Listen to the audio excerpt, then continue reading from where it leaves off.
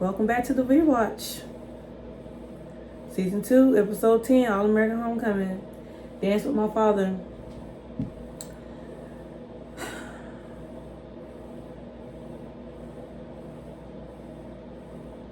Of course y'all know this is the episode when Simone and Damon kiss. But it's just the fact that, like, we had to wait 5 episodes before we knew that there was an entanglement. And I don't know how I feel about that. Because I'm like, y'all end the episode with them having a kiss. So that's all we thought it was for 5 straight episodes. We were lied to.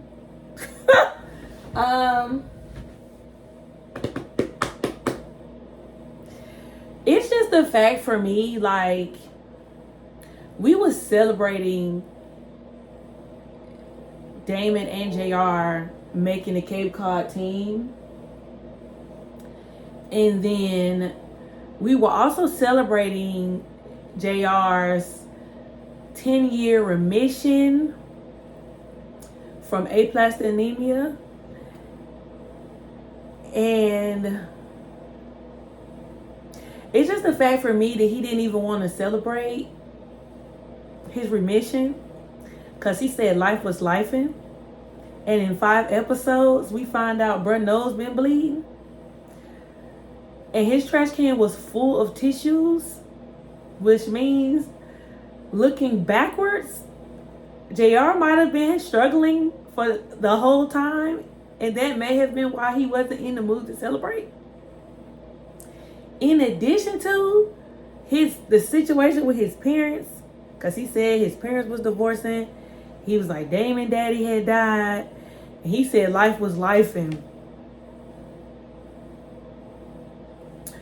It's just the fact for me, like, although we didn't get all of the revelations until 5 episodes later, and we 10 episodes into the season, and we ain't seen JR have a symptom.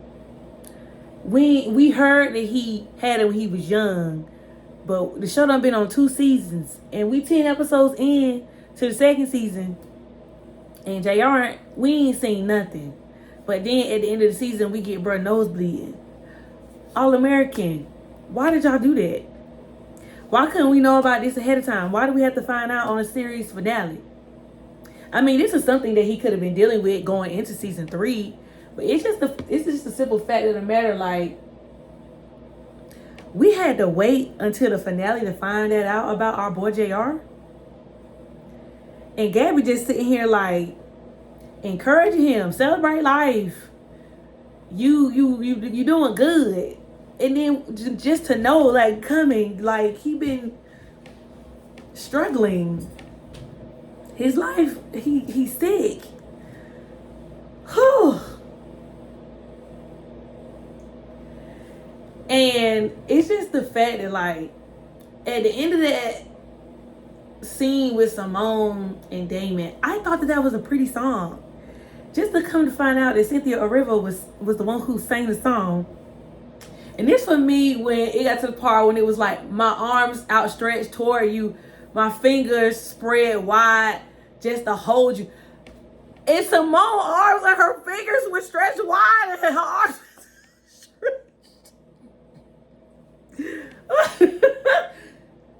and the song is called A Window, and they was near the window. Like, bruh.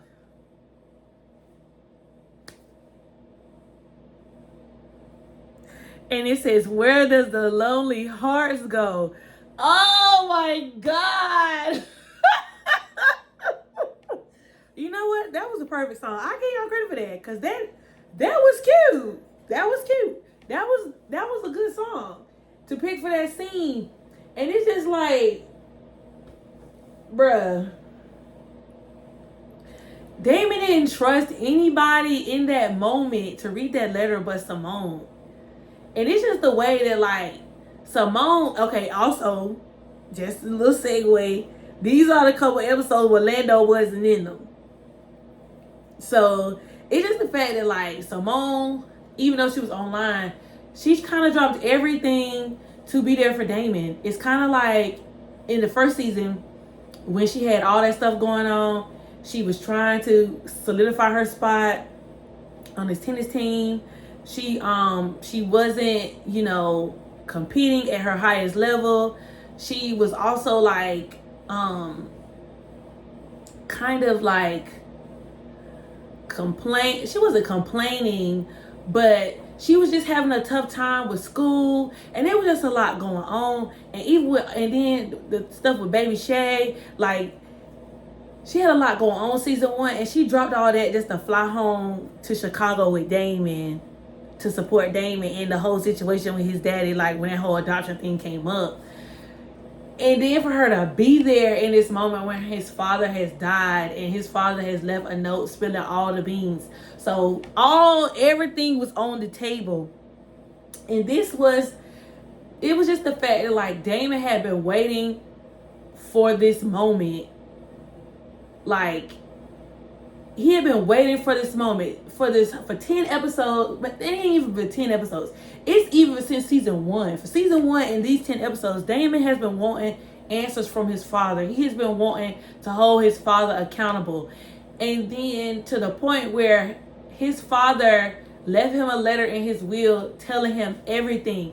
He didn't even want to finish reading it because it was too much to take in.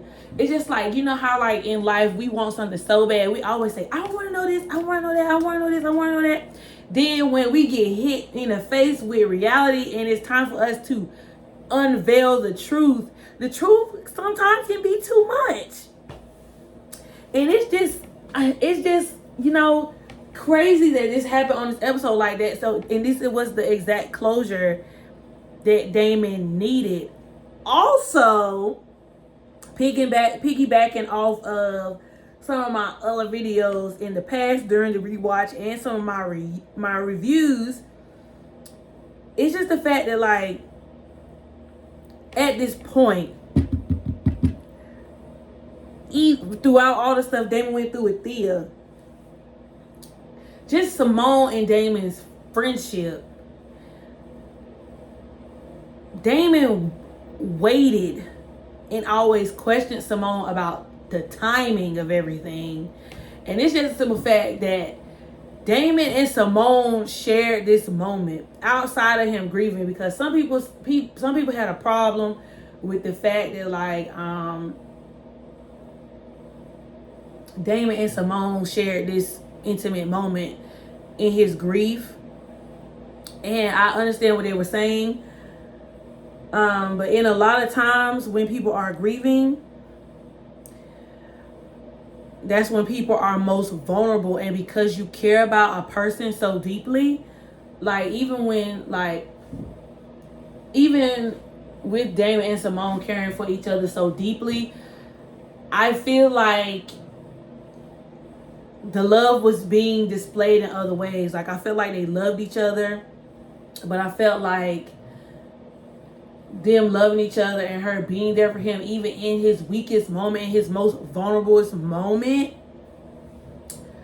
I feel like that was bound to happen. I just feel like that was bound to happen.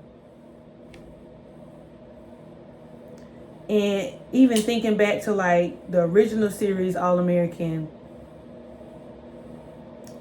like, even, oh, how can I explain it? I need the words. I don't have the words. Okay, I'm just gonna move past that because I can't figure out how I want to say it.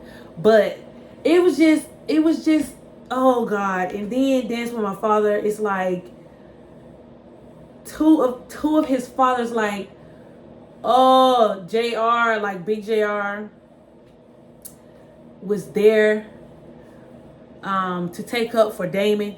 And then this was like another time when Big JR took up for Damon, because not only did Big JR take up for Damon when that umpire a couple episodes ago was treating him unfairly during the game, he also took up for Lil JR and Damon when the grandpa was talking reckless. And it's just a simple fact that, like, sometimes this is where we just gotta extend grace, because sometimes we be mad at our parents, myself included. Sometimes you be mad at your parents, because of how they may have treated you or the things they may have said. And then, you know, out of not being conscious of how their parents treated them, and I'm not gonna say they didn't know to do better, but it just didn't dawn on them that these are things that may have needed to be changed. It was just the simple fact, it was kind of like a mirror. Like, even Damon, I think Damon walking in on Mr. Raymond talking to Big JR, the way he was talking to him, it was just simple fact that, like, I guess that gave Damon room in his heart to be empathetic towards Big JR because of the way his father treated him. And so the way his father treated him and the way his father even was talking, like, there's some, it gave, like, what how can I say it? It kind of, I guess, Damon, gosh, y'all, so much going through my mind right now. The way Damon saw his father, and even like when when Big JR, Mr. Raymond, Lil JR, Damon and Gabby was all there, and Mr. Raymond was telling JR, like, Big JR, like, I ain't raised him to be weak. I ain't raised him to do like that. And so JR was like, so you mean to tell me that you talked my daddy into the worst of my mama and giving up Damon? And I think that kind of opened Damon's eyes, because Damon kind of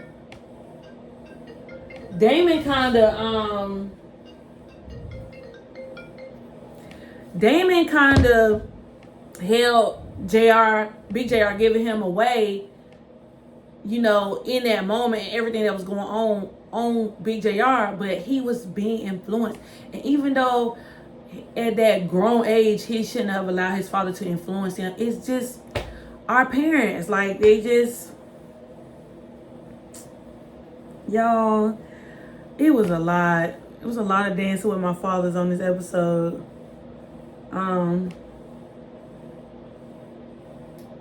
And then I think something else I realized was that Keisha got mad at Auntie and went to Auntie and confronted her about talking to Dr. Pace.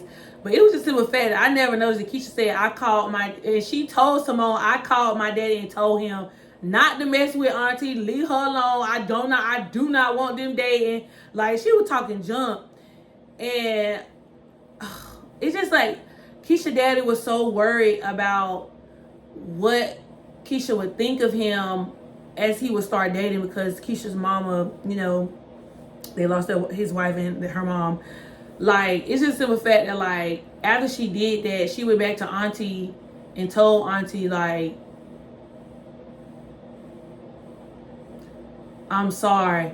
But in between that, we don't know what conversation Amara and Zeke was having. And we don't know if Zeke told Amara, like, what Keisha said or any of that. We don't know that, because eventually we see Auntie get with Marcus, but we never heard or saw or knew what happened to Zeke again. So I just thought that was interesting. But yeah, y'all, I think that's all I had for episode 10. So let me know what y'all think, and I'll be back for episode 11. Deuces.